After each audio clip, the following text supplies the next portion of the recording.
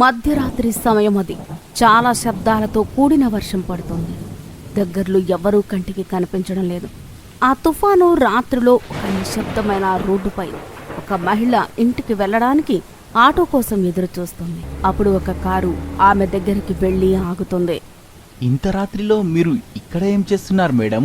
నేను ఆటో కోసం ఎదురు చూస్తున్నాను, కానీ ఏ టాక్సీ కూడా రావట్లేదు. మీకు ఇంత రాత్రిపూట ఏమీ దొరకవు, మరియు వాన కూడా పెరుగుతుంది. మీరు ఎక్కడికి వెళ్ళాలి? నేను మిమ్మల్ని దింపుతాను, రండి. థ్యాంక్స్ అండి, నేను వెళ్తానులేండి. చాలా రాత్రి అయ్యింది మేడం, నేను మిమ్మల్ని దింపుతాను. నా పేరు అనూజ్. మీ పేరు ఏంటి మేడం? నా పేరు నీలం. చాలా మంచి పేరు. ధన్యవాదాలండి. మరియు ఒక శ్మశానం దగ్గరకు రాగానే నీలం, అనూజ్, ఇక్కడ కారు ఆపండి, మా ఇల్లు దగ్గరలోనే ఉంది. కానీ ఇక్కడ శ్మశానం ఉంది. అవును, నా ఇల్లు ఇక్కడే ఉంది. అనూజ్ కారు ఆపుతాడు. నీలం కారు దిగి వెళ్తుండగా అప్పుడే అనూజ్ చూపు నీలం వాచ్పై పడుతుంది. అప్పుడే అనూజ్ తనని పిలుస్తాడు. నీలం, నీలం, నీలం. నీలం అనూజ్ చూస్తుండగానే మాయమైపోతుంది. అరే, ఈ నీలం ఎక్కడ మాయమైపోయింది? అనూజ్ ఇంటికెళ్ళిపోతాడు. ఇంటికెళ్ళి ఆ వాచ్ ని చూస్తూ ఉంటాడు. అరే, ఈ వాచ్ ఎలా ఉంది? ఇంత పాతగా ఉంది. దీని డిజైన్ కూడా వింతగా ఉంది. ఇలా అని ఆ వాచ్ ని టేబుల్ పై పెట్టి తను పడుకుంటాడు. కాసేపటి తర్వాత నిద్రలో అనూజ్కి కొంచెం వింతగా ఫీల్ అవడం మొదలవుతుంది. నిద్రలోనే అనూజ్కి చెమటలు పడతాయి. చాలా చంచలత మరియు భయం కలుగుతుంది. మరియు తన కళ్ళు తెరుస్తాడు. అయితే తన ఫ్యాన్ తనంతట తానే స్టార్ట్ కావడం చూస్తాడు. లైట్ తానంతటా అదే వెలుగుతుంది. అప్పుడే బాత్రూమ్ నుండి నీటి శబ్దాలు రావడం మొదలవుతుంది. అనూజ్ ఇలా అంటాడు. అకస్మాత్తుగా ఇలా ఏం జరుగుతుంది? అతడు బాత్రూమ్ లో నల్లా బంద్ చేయడానికి వెళ్తాడు. అతడు భయపడి బాత్రూమ్ నుంచి బయటకు వస్తాడు. అయితే అప్పటికే వాచ్ నుండి ఒక దెయ్యం బయటకు వచ్చే మరియు అతడి మెడ పట్టుకుంటుంది. దెయ్యం యొక్క శబ్దం మరియు రూపం చాలా భయంకరంగా ఉన్నాయి. దాని కళ్ళ నుండి రక్తం కారుతూ ఉంది. దాని శబ్దం చాలా భయంకరంగా ఉంది. అప్పుడు అనూజ్ ఇలా అంటాడు. ఎవరు నువ్వు? నువ్వు నన్ను చంపాలని ఎందుకు అనుకుంటున్నావు?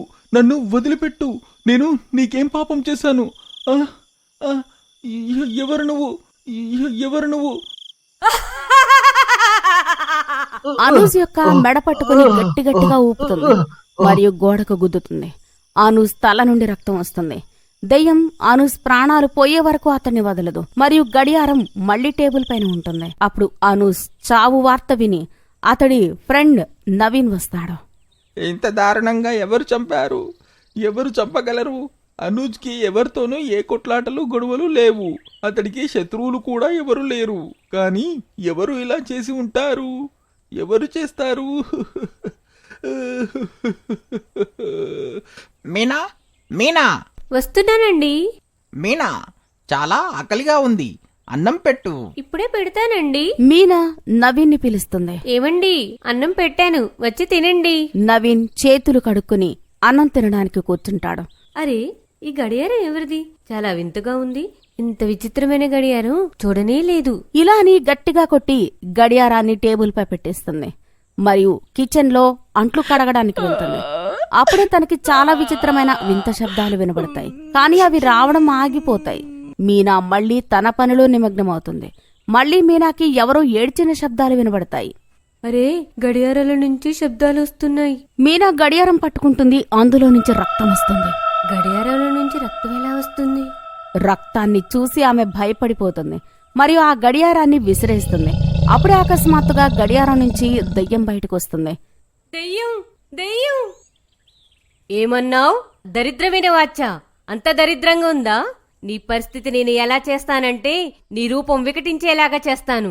నేను నీకేం పాపం చేశాను? నన్ను వదిలేయ్. అప్పుడే దెయ్యం కోపంతో ఎర్రగా అయిపోతుంది మరియు మీనాని తన గోర్లతో ముఖంపై ఘాట్లు పెడుతుంది. తన ముఖం నుండి రక్తం కారిపోతుంది. మీనా గట్టిగా అరుస్తుంది. కానీ తన శబ్దం నవీన్ వరకు చేరుకోదు. నేను నిన్ను చంపి బలంగా తయారవుతాను.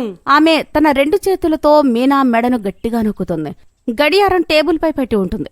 మరుసటి రోజు, మీనా, మీనా, ఇది ఏమైంది నీకు? నిన్ను ఎవరు చంపేశారు? ఎవరు చంపేశారు? నేనెలా ఉంటాను నువ్వు లేకుండా? నేనెలా జీవిస్తాను?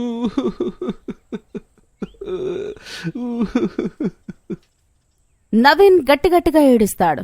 మీనా చావు ఒక రహస్యంగా మారిపోతుంది. ఎలా చనిపోయిందో ఎవరికీ తెలియదు. మరియు కొన్ని రోజుల తర్వాత ఒక రోజు రాత్రి ఒక దొంగతనం చేయడానికి నవీన్ ఇంట్లో చొరబడతాడు. అరే ఇక్కడ చాలా విలువైన వస్తువులు ఉన్నాయి. ఏమేం విలువైన వస్తువులు ఉన్నాయో ముందు సంచిలో వేసుకుంటాను. వీటికి చాలా డబ్బులు వస్తాయి. దొంగ విలువైన వస్తువులన్నీ సంచిలో వేసుకుంటాడు. మరియు అతను టేబుల్ పై ఉన్న గడియారాన్ని చూస్తాడు. అరే ఇది ఎలాంటి గడియారం? ఇదైతే చాలా పాతదానిలా ఉంది. దీనికి కూడా చాలా డబ్బు వస్తుంది. నేను దీన్ని అమ్మి పెద్ద కోటీశ్వరుణ్ణి అవుతాను. మరియు హాయిగా జీవితం అంతా ఎంజాయ్ చేస్తాను. నాకు ఇంకా దొంగతనాలు చెయ్యాల్సిన అవసరం ఉండదు. మరియు నేను నా భార్య కూడా చాలా సంతోషంగా ఉంటాం. దొంగ నవీన్ ఇంట్లో నుంచి అన్ని విలువైన వస్తువులు మరియు గడియారం తీసుకుని బయటకు వెళ్తాడు. గడియారంతో పాటుగా దెయ్యం కూడా అతడి వెంట వస్తూ ఉంటుంది. అప్పుడు దారిలో దొంగకి అనిపిస్తుంది తనని ఎవరో వెంబడిస్తున్నారని.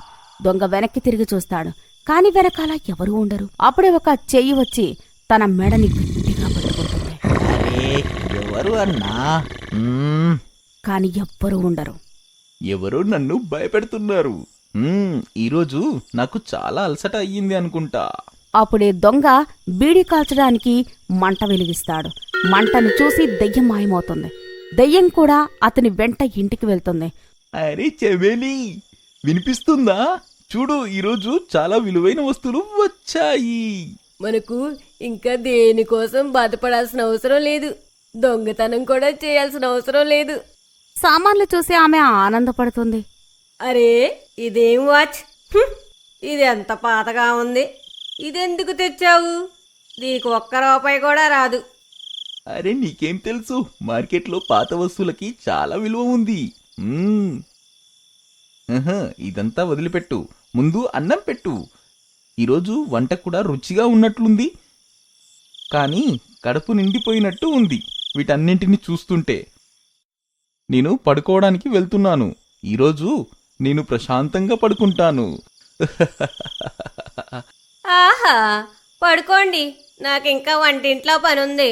చమేలి వాళ్ళింట్లో అంట్లు కడగడం ప్రారంభించింది. అప్పుడే వెనక నుండి దెయ్యం చమేలి మెడ పట్టుకుని లాగుతుంది. అరే ఏమైంది? నా మెడ ఎందుకు లాగుతున్నావు? ఎవ్వరూ ఏమీ మాట్లాడరు. నీ నోట్లో ఏమైనా పెరుగుందా? చెయ్యాల్సిన పని చాలా ఉంది. నువ్వేమో ఆటలాడుతున్నావా? చమేలి వెనక్కి తిరిగి చూడగాని తనకి స్పృహ తప్పినట్టవుతుంది. భయంకరమైన దెయ్యం తన వెనకాల నిలబడి ఉంటుంది. దెయ్యం తన చేతితో చమేలి మెడ పట్టుకుంటుంది. ఏమంటున్నావు? నేను అంత పాత గడియారా అన్నా? నాకు ఒక్క రూపాయి కూడా ఇవ్వరా? చమేలి భయపడుతుంది. ఇంకా పెద్ద పెద్దగా అరుస్తుంది. దెయ్యం, దెయ్యం, నన్ను చంపొద్దు, నన్ను చంపొద్దు. వదిలిపెట్టాలా? ఎప్పటికీ వదలను. నేను నిన్ను చంపేస్తాను. చమేలి మెడ పట్టుకుని దెయ్యం చంపడానికి ఎంతగానో ప్రయత్నిస్తుంది. పక్కనే ఉన్న లాంతరు చమేలి తగిలి అక్కడ మంట వస్తుంది. దెయ్యం మాయమవుతుంది. ఏమండి, ఈ దెయ్యం నుండి నన్ను కాపాడండి, నన్ను చంపేస్తుంది. అరే దేవుడా, ఏమయ్యింది? ఎందుకు అరుస్తున్నావు? ఏదో దయ్యాన్ని చూసిన దానిలా ఎందుకు అరుస్తున్నావు? దెయ్యమేనండి. చమేలి తన భర్తతో విషయమంతా చెప్తుంది. ఇంకా ఇలా అంటుంది.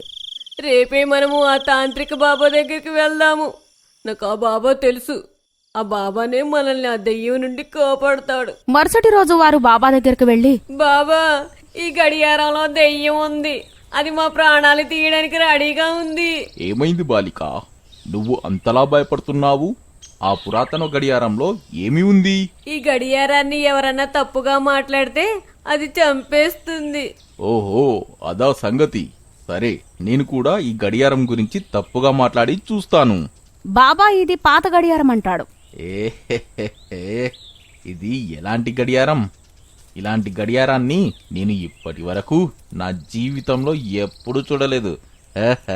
అప్పుడే గడియారం నుండి దెయ్యం బయటకు వచ్చి బాబా పక్కన నుంచుంటుంది. ఎవరు నా గురించి తప్పుగా మాట్లాడేది? నేను ఎవరిని ప్రాణాలతో వదలను, చంపేస్తాను. బాబా దెయ్యంపై గంగాజలం చల్లి ఇలా అడుగుతాడు. ఏ గడియారం దయ్యం, నువ్వు ఈ గడియారంలో ఏం చేస్తున్నావు? మరియు అందరినీ ఎందుకు చంపుతున్నావు? ఈ గడియారం నా సంతోషకరమైన జీవితాన్ని నాశనం చేసింది. ఎందుకో? ఎలా? నేను నా స్నేహితురాలకి ఈ గడియారం బహుమతిగా ఇచ్చాను. కొన్ని రోజుల తర్వాత వాళ్ళ ఇంట్లో అందరూ చనిపోయారు. అందరు ఈ గడియారాన్ని వారి చావు కారణంగా చెప్పారు. అందుకు కారణం నన్నే అన్నారు. అందుకే నేను ఉరి పోసుకొని చనిపోయాను. అప్పటి నుండి నా ఆత్మ ఈ గడియారంలోనే ఉన్నది. ఈ గడియారాన్ని తప్పుగా మాట్లాడితే నేను చంపేస్తాను. బాబా ఆమె ఆత్మకు శాంతి చేకూరుస్తాడు. ఇక గడియారాన్ని గుంతలో పాతిపెడతాడు.